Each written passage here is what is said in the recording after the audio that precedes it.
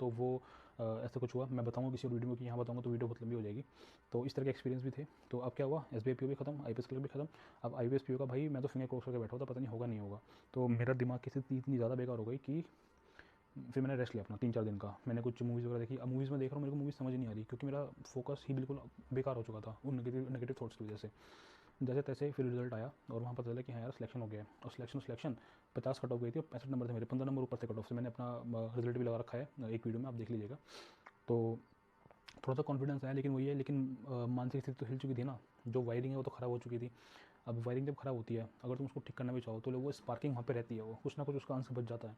फिर मैं जब अपना I P S P O, अब सीन क्या था यार मेरे साथ, there was one of my friend जो भी मेरे साथ तैयारी में थे। अब उनका क्या हो रहा है, उनके सारे एग्जाम निकल रहे हैं, उनका एस बी पी ओ भी निकल गया, आई पी एस क्लर्क भी निकल गया। तो ये डबल प्रेशर तुम्हारे ऊपर आ जाता है कि भाई ऐसा मैं क्या गलत कर रहा हूँ, क्योंकि मेरे मार्क्स उन लोगों से अच्छे आते थे मॉक टेस्ट में हमेशा। एक आध मॉक की बात नहीं करता, बट हमेशा मेरे मार्क्स उनसे 4 नंबर 5 नंबर हमेशा ज़्यादा रहते थे। लेकिन जब आपका सिलेक्शन नहीं हो रहा होता, जब आपके दोस्तों को निकल रहा होता है, तो वो बात 3 में बहुत सही लिखी है कि जब आपका होता है और दोस्त का नहीं होता तो बुरा लगता है, लेकिन जब आपका नहीं होता और दोस्त का हो जाता है तो बहुत ज़्यादा बुरा लगता है।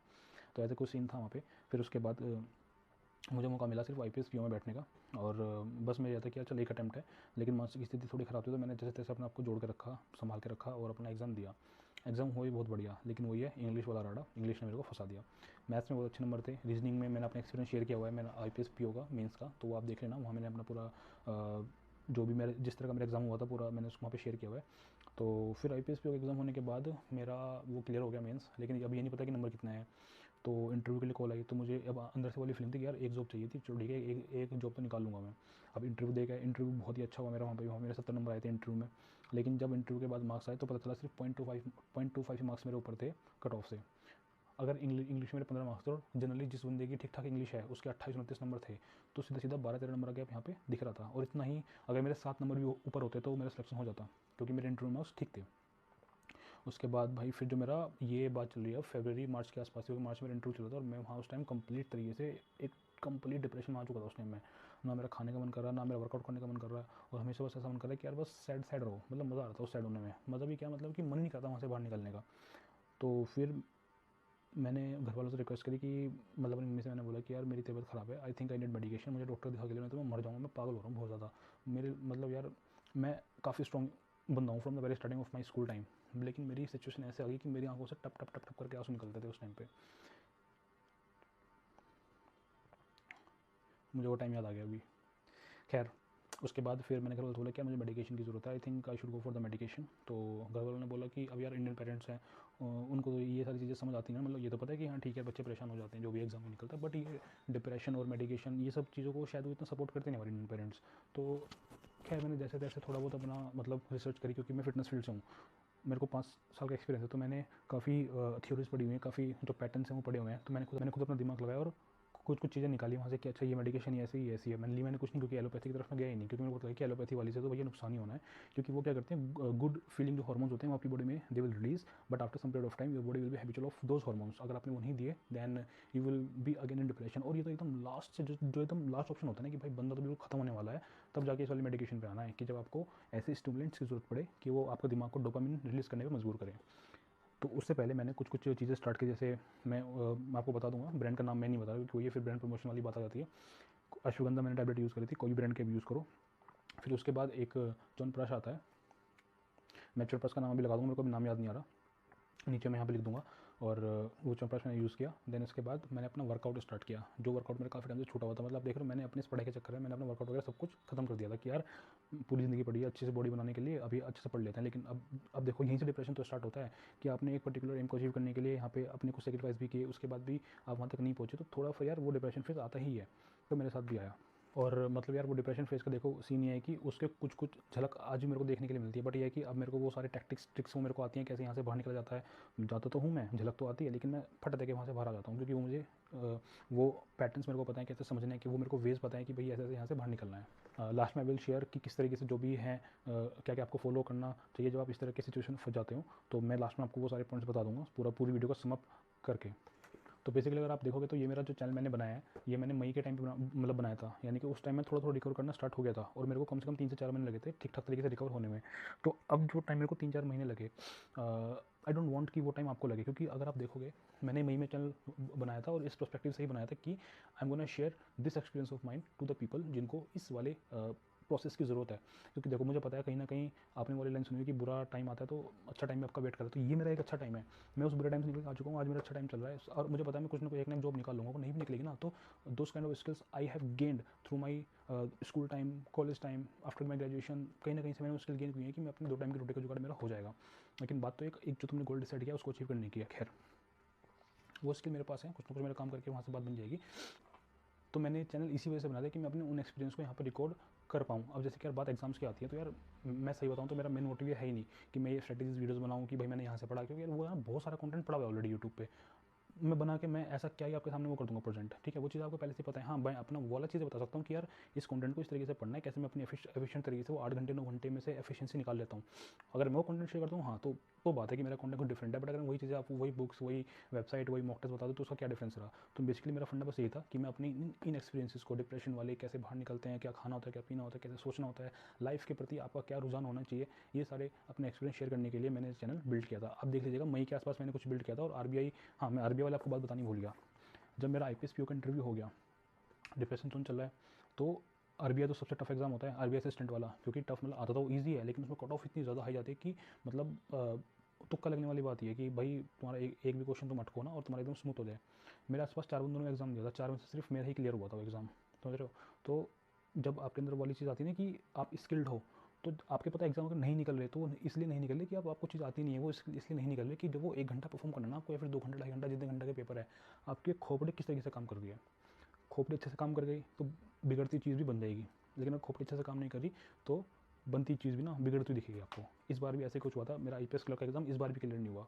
मैं अपना स्कोर कार्ड अगर मेरे को टाइम मिलता है एक वीडियो बना के मैं दिखा दूंगा स्कोर कार्ड।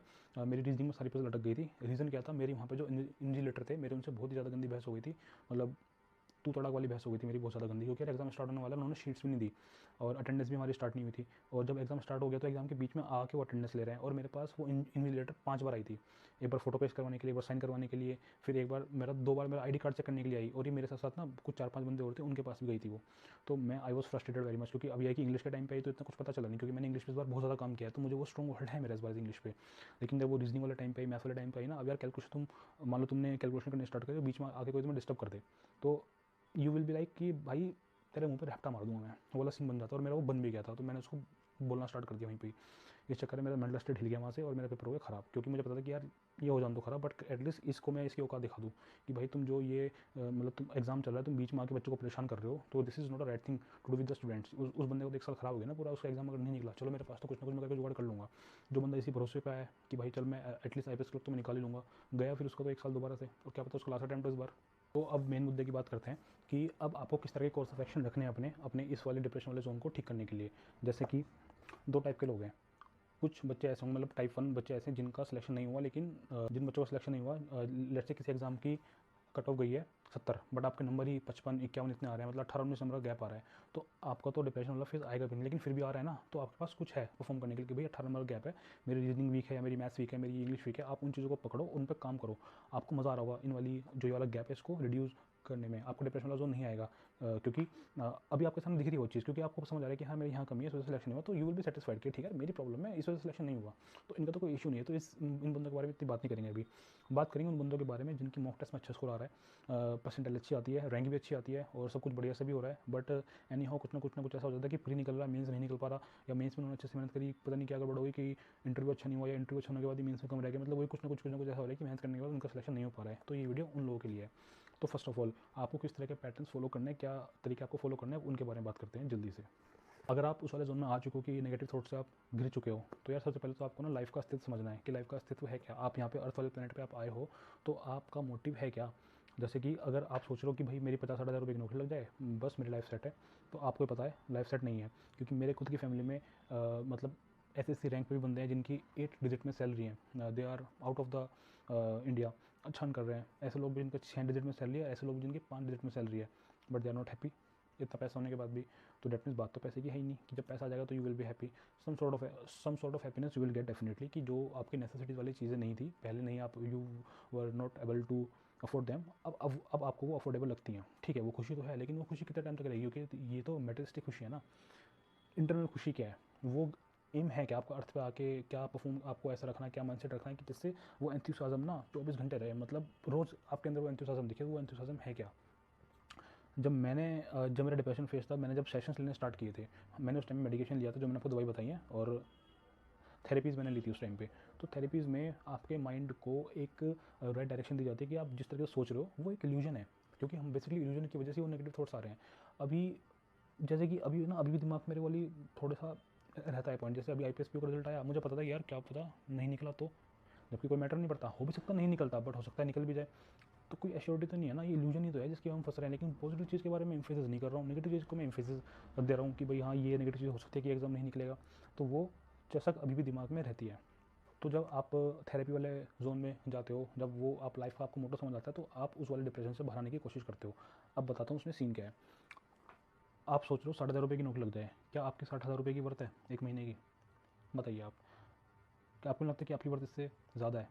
जैसे कि आपको लग रहा है कि मेरी एक 30-35 हज़ार की क्लरिकल नौकरी निकल जाए, या मेरा 60-70 हज़ार रुपये की मेरी एक जॉब लग जाए, PO की या इंस्पेक्टर बन जाओ, तो क्या सब कुछ सॉर्ट हो जाएगा? नहीं होगा ना। जब आप लाइफ के उस पड़ाव पे पहुंचोगे तो एक डिफरेंट तरह के चैलेंज आपके सामने आने वाले हैं, लेकिन उन चैलेंजेस की इंटेंसिटी उतनी ही होगी जितनी इंटेंसिटी आज इन चैलेंजेस की हैं जो आपके सामने आ रहे हैं। तो यू आर वेरी लक्की कि you are getting chance to deal with challenges जो अभी आपके सामने आ रहे हैं, because if you are comfortable with these challenges, तो आगे आने वाले टाइम में जो प्रॉब्लम आपके सामने आने वाली, you will B easily able to go through it, बिना किसी इशू के you will be able to solve them।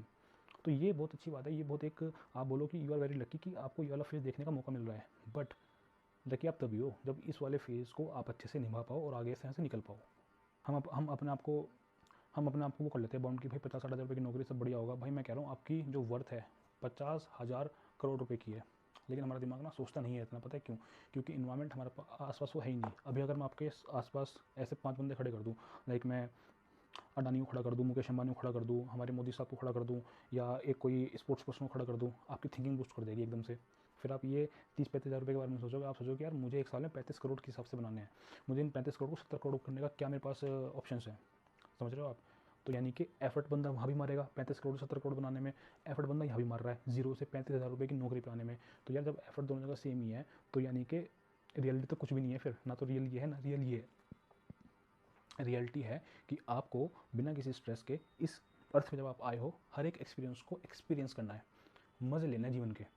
तो अभी थोड़ा लाइट फील हो रहा है आपको? तो मतलब आप समझ पा रहे हो कि ये जो ये मटेरियलिस्टिक चीज़ें कि एग्ज़ाम निकालना, घर, बंगला, गाड़ी, ये सब बनाना, ये सब मटेरियलिस्टिक ही हैं। इनसे आपको कुछ टाइम के लिए तो खुशी मिल जाएगी, लेकिन लंबे समय तक खुशी नहीं मिलने वाली। खुशी जब आपको internally you will be able to change yourself, तभी आप खुश रह पाओगे। कम में भी, ज़्यादा तो ठीक है, कम में भी खुश रह पाओगे। अभी जैसे आपको थोड़ा लाइट फील हो रहा होगा कि यार अच्छा ठीक है, जब इतना हसल है ही नहीं, फिर हम इतना हसल मचाई क्यों रहे हैं? तो अब लाइट फील हो रहा है, तो अब क्वेश्चन आपको दिमाग में ये आ रहा होगा कि भैया अब आप हमें बोल रहे हो कि ये मेटलिस्टिक चीज़ें इनके पीछे भागना नहीं है, तो फिर लाइफ को फिर बेटर कैसे बनाएंगे? अब यहाँ पे वो मेन क्वेश्चन स्टार्ट होता है। अब लाइफ को बेटर बनाना है, यानी कि आपका स्ट्रेस तो हट चुका है ना, कि भाई आपको चाहे 35,000 रुपये की नौकरी मिले, चाहे 70,000 की मिले, लेकिन आपका एम कुछ और ही है।